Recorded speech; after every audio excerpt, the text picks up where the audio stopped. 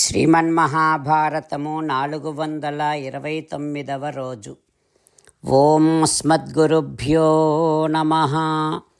నారాయణం నమస్కృత్య నరం చైవ నరోత్తమం దేవీం సరస్వతీం వ్యాసం తతో జయం ఉదీరయేత్.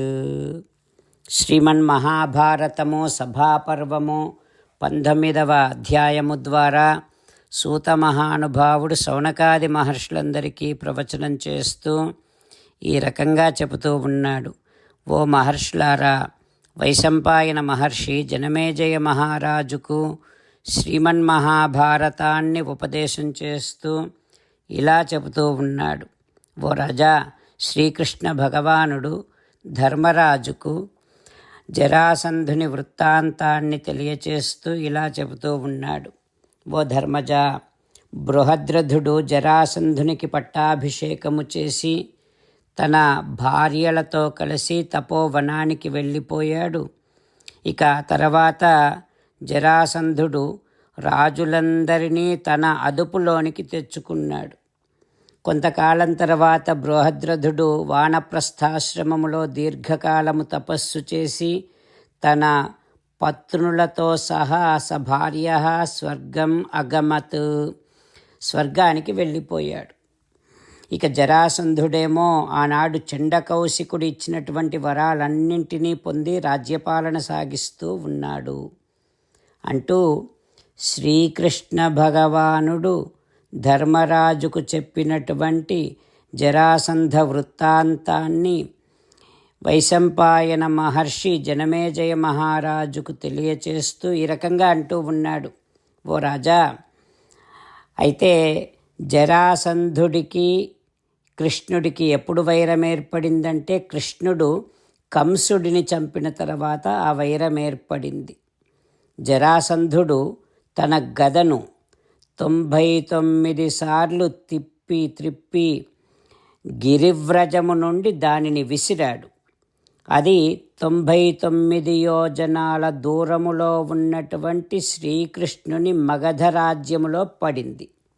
ఆ విషయాన్ని కృష్ణుడికి అందరూ చెప్పారు. ఆ గద పడిన చోటును గదావసానము అని అంటారు. అయితే ఆ జరాసంధునికి ఇద్దరు నీతిశాస్త్ర విశారదులైనటువంటి బుద్ధిమంతులైనటువంటి మంత్రులు ఉండేవారు. వారే హంస డింభకులు. ఏ ఆయుధము చేతనో వారు చావరు. అయితే వారిని గురించి నేను నీకు ముందే చెప్పాను. ఈ ముగ్గురు 3 లోకాలను ఎదిరించగలిగినటువంటి సమర్థులు. ఓ జనమేజయ, ఆ రకంగా ఆనాటి నుండి ఈ జరాసంధుడిని ఈ అంధక వృష్ణివీరులు వీరంతా కూడా ఉపేక్షిస్తూ ఉన్నారు. సరే, మళ్ళీ ఇప్పుడు నేను ఆ శ్రీకృష్ణుడు ధర్మరాజుతో ఏమన్నాడో మళ్ళీ చెప్తున్నాను, విను. హో ధర్మజ, హంసడింభకులు నాశనమయ్యారు. కంసుడు పరివారముతో సహా చంపబడ్డాడు. జరాసంధస్య నిధనే కాలోయం సముపాగతః. ఇక జరాసంధుని చంపడానికి తగినటువంటి సమయం ఆసన్నమయ్యింది.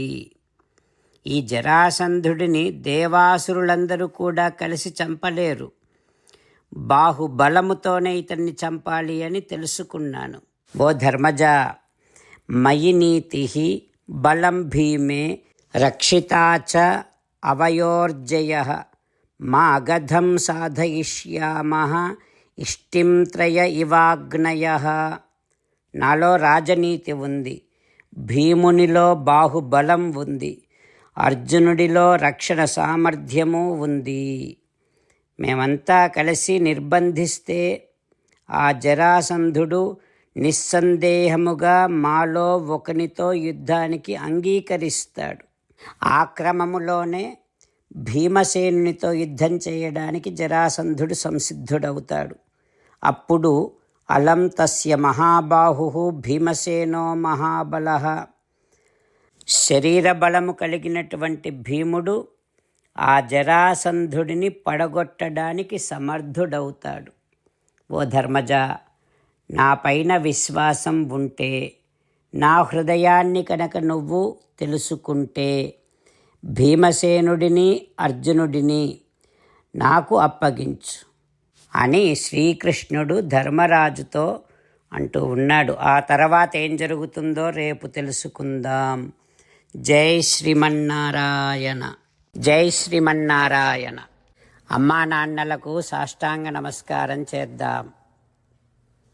మన ఆచార్యవర్యుల శ్రీచరణారవిందములకు సాష్టాంగ నమస్కారం చేద్దాం. శ్రీ వేదవ్యాస మహర్షుల వారి దివ్య పాదారవిందములకు సాష్టాంగ నమస్కారం చేద్దాం. శ్రీ విఘ్నేశ్వర స్వామి వారి శ్రీచరణారవిందములకు సాష్టాంగ నమస్కారం చేద్దాం. శ్రీమన్మహాభారత గ్రంథరాజమునకు శిరస్సు వంచి నమస్కరిద్దాం. శ్రీకృష్ణ భగవానుని శ్రీచరణారవిందములకు సాష్టాంగ నమస్కారం చేద్దాం. మన హృదయ మందిరములోనే అంతర్యామిగా వేంచేసి ఉన్నటువంటి శ్రీమన్నారాయణుడిని సేవిస్తూ మనని మనము స్వామికి సమర్పించుకుంటున్నామనే భావనాపూర్వకముగా సాష్టాంగ నమస్కారము చేస్తూ స్వామి నామ సంకీర్తన చేద్దాం.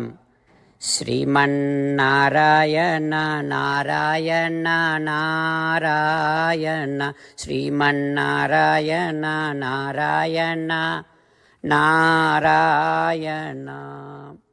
శ్రీమన్నారాయణుడే శ్రీకృష్ణ భగవానుడిగా వచ్చి మనందరికీ భగవద్గీతను ఇచ్చి మనందరినీ ఒక 8 పనులు చేయమని చెబుతూ ఉన్నాడు. అందుకని భగవన్ తప్పకుండా చేస్తామంటూ మనం ప్రతిరోజు ఈ రకంగా మాట ఇద్దాం. హో శ్రీమన్నారాయణ, కరిష్యే వచనం తవ. సర్వం శ్రీకృష్ణార్పణమస్తు. జై శ్రీమన్నారాయణ. జై శ్రీమన్నారాయణ. భక్తులకు ప్రత్యేకమైనటువంటి విజ్ఞాపన. మీకు అన్ని విషయాలలో వెంటనే మంచి ఫలితాలు రావాలి అనంటే ప్రతిరోజు 1 నిమిషం వెచ్చించి నారాయణాస్త్రాన్ని చదవండి. ఇక మీకు తిరిగే ఉండదు. నారాయణాస్త్రాన్ని పొందడానికి మీరేం చేయాలంటే నారాయణాస్త్రం అనే వెబ్సైట్కి వెళ్ళి మీ పేరు, మీ ఈమెయిల్ ఇస్తే మీ ఈమెయిల్కి నారాయణాస్త్రం PDF వస్తుంది. అందులో ఒక రామాయణ శ్లోకం, ఒక గీతా శ్లోకం, ఒక విష్ణునామం ఉంటాయి. ఆ 3 కలిపి నారాయణాస్త్రం అంటాం. ప్రతి ఒక్కరికి వేరువేరు శ్లోకాలను ఇస్తున్నాం. ఆ రకంగా ఎవరి శ్లోకాన్ని వారు ప్రతిరోజు తప్పనిసరిగా చదవటం వలన ప్రతిరోజు ప్రతి 24,000 భక్తులతో ఒకసారి సంపూర్ణ రామాయణ పారాయణ, 33 సార్లు శ్రీమద్ భగవద్గీత పారాయణ, 24 సార్లు శ్రీ విష్ణు సహస్రనామ స్తోత్ర పారాయణ జరుగుతుంది.